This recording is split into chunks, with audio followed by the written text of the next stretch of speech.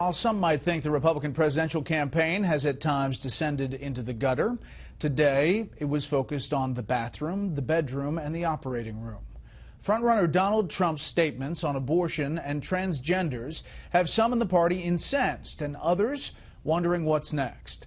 Chief Political Correspondent Carl Cameron leads off tonight's coverage. Donald Trump's differences with social conservatives are on full display over a key abortion provision in the Republican Party platform.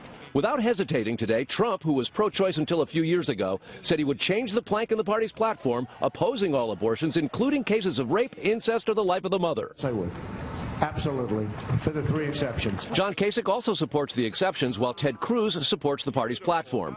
Abortion's a hot-button issue in both parties, but Trump's support for revising the party's abortion position could open a new rift on the right.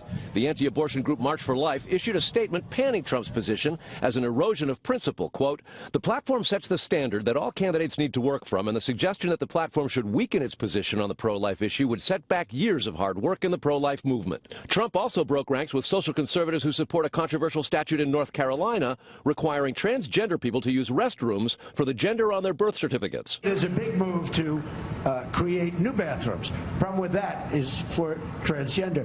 That would be first of all, I think that would be discriminatory in a certain way. It would be unbelievably expensive for businesses and for the country. Leave it the way it is. Cruz warned a rally in Maryland that Trump will compromise socially conservative values. He thought that men should be able to go into the girls' bathroom if they want to.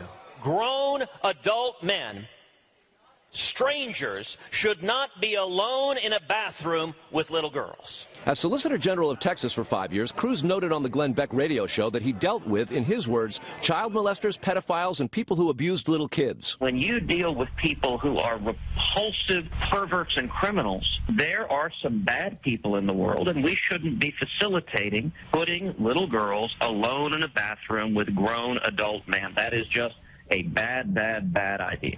Trump says he'll unify the right, but in addition to the rift over social issues, the one in his campaign between the new regime of experienced Washington insiders and the original band of loyalists is also raging over plans for the candidate, who has dissed teleprompters for years, to use them in upcoming policy speeches.